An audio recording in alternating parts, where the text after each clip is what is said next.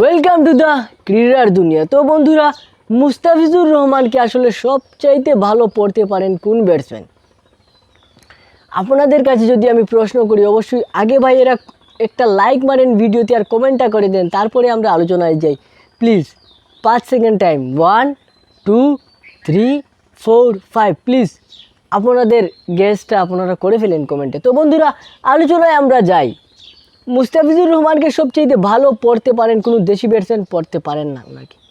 আমরা দেখেছি বিপিএলে মুস্তাফিজ কীভাবে দেশি ব্যাটসম্যানগুলোকে কাবু করতে পেরেছেন, কিন্তু এই দেশি ব্যাটসম্যানরাই নেটে কিন্তু ওনাকে সবচেয়ে বেশি খেলে থাকেন, কিন্তু তারপরেও দেশি ব্যাটসম্যানরা কিন্তু এরকম পড়তে পারেন না। আমরা যদি বলি আসলে মুস্তাফিজুর রহমানকে সবচেয়ে ভালো পড়তে পারেন, উনি হচ্ছেন মিস্টার রোহিত শর্মা।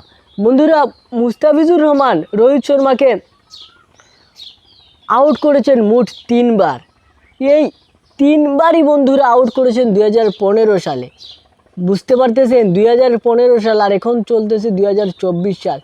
এই বান্দাটা যখন 2015 সালে একই বছরে 3 বার মুস্তাফিজের সামনে মুস্তাফিজের বলে আউট হয়ে গেল, তারপরে ঠিক কতটুকু সাধনা করেছিল যাতে ওই মুস্তাফিজের হাত থেকে সে বাঁচতে পারে, এবং সেই সাধনায় কিন্তু রোহিত শর্মা সফল। কারণ এই 9টা বছর ধরে মুস্তাফিজের সামনে কিন্তু ওনাকে হাঁটু গেড়ে বসতে হয় নাই, মুস্তাফিজই ওনার সামনে হাঁটু গেড়ে বসতে হয়েছে। আর এটার অন্যতম কারণ হচ্ছে হার্ডওয়ার্ক।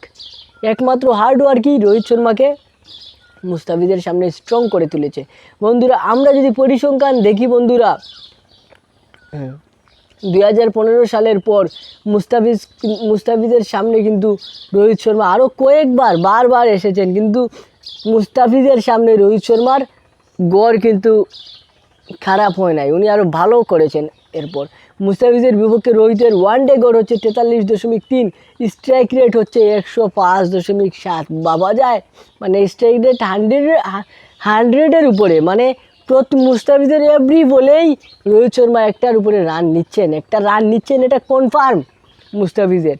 এবং বন্ধুরা, টি20তে যদি আমরা হিসাব করি, আন্তর্জাতিক টি20তে মুস্তাফিজুর রহমান রোহিত শর্মাকে বল করেছেন 141টি, এবং সেই 41 বলে উনি রোহিতের উইকেট নিতে পেরেছেন 2 বার। টি20তে মুস্তাফিজের বিপক্ষে রোহিতের গড় হচ্ছে 34.5, এবং স্ট্রাইক রেটটা যদি আপনাদেরকে আমি বলি বন্ধুরা, তাহলে মাথা চক্কর দিয়ে দিতে পারে। মুস্তাফিজের বিপক্ষে রোহিত শর্মার স্ট্রাইক রেট হচ্ছে 168.3। আমার মনে হয় যে, আমি এটা কোনো রিসার্চ করে বলতেছি না যে এটা হয়, আমার জাস্ট মনে হচ্ছে যে মুস্তাফিজের বিপক্ষে রোহিত শর্মার স্ট্রাইক রেটটাই সবচাইতে বেশি হাই। হ্যাঁ, আপনারা যদি চান তাহলে আমি রিসার্চ করে এটা নিয়ে একটা ভিডিও বানিয়ে দিব যে মুস্তাফিজের বিপক্ষে সবচাইতে বেশি স্ট্রাইক রেট কোন ব্যাটসম্যানের। তো বন্ধুরা, আইপিএলে মুস্তাফিজের রোহিত শর্মার সাথে দেখা হচ্ছে সেই 2016 থেকেই। আইপিএলে মুস্তাফিজুর রোহিত শর্মাকে আউট করতে পেরেছে মাত্র 1 বার, এবং আইপিএলে মুস্তাফিজের বিপক্ষে রোহিতের গড় হচ্ছে 53, স্ট্রাইক রেট 171।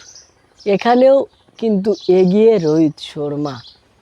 বন্ধুরা, এই অ্যানালাইসিসের মাধ্যমে, ভিডিও অ্যানালাইসিসের মাধ্যমে মানে কোথা থেকে কোথায় নিয়ে যাওয়া যায়, এটার একমাত্র উদাহরণ হচ্ছে রোহিত শর্মা। 2015 সালে যেখানে মুস্তাফিজ 3 বার একই বছরে কাবু করে ফেললেন রোহিত শর্মাকে, সেই রোহিত শর্মাকে এখন কাবুই করতে পারতেছেন না মুস্তাফিজ। একেই বলে